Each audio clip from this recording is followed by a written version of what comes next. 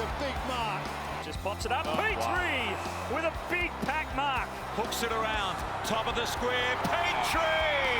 High ball. Petrie marks. Perfect start, West Coast. Had a lot of shots over an outstanding career, and that is a work of art. Coming across here, I knew the coach, and Brady Rawlings had just moved into his list management position, and Daniel Pratt was an assistant coach as well. So 3 teammates I'd played 10 plus years of footy with were basically the ones that were employing me. So I was really conscious of earning the respect of the players. I just wanted to make sure that I was training well and training hard and building relationships with those boys. But in saying that, the comfort of having Simo and Brady and Pratty, I guess, in my corner and there as a mate as well as an employer was really comforting and helped with the decision to come here in the first place.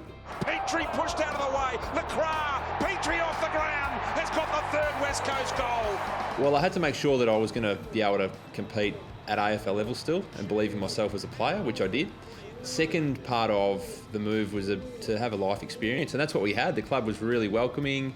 Our community of friends that we've made outside of the football club is a great network, so we're really glad we've made the move.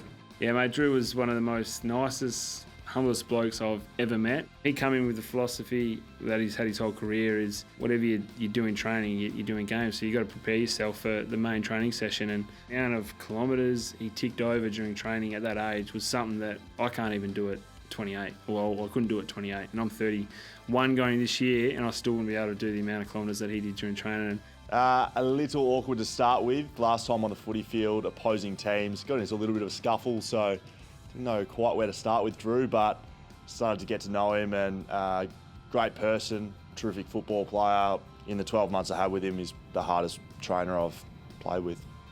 And Drew Petrie in his 332nd game equals the great Lee Matthews with the 25th most games played. When I got to the end part of last season with West Coast, I knew that the timing was about right, and some conversations with the club throughout the year were maybe just to keep the option open, but once it got closer to the end of the year, we both decided the time was right to finish.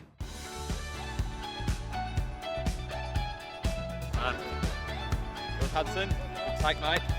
My role now is head coach of game development at West Coast, which covers our next generation academy, our female academy, and our second generation academy, which is an academy we've set up specifically for the children, both boys and girls of past champions of the footy club. Yeah, probably one of the better blokes you'll meet in footy. Genuine nice guy, will go out of his way to do anything for you. So I didn't really know too much about Drew before he came, but I've got a mat and a respect for him, and he's really good with the kids and that with the Naitanui Academy, and yeah, hopefully he's around for a few more years in the West. To see the level of improvement in those kids is what I enjoy the most out of it, and I'm also learning about how to try to teach those different groups as well. Boys are know-it-alls, I've learnt, case in point.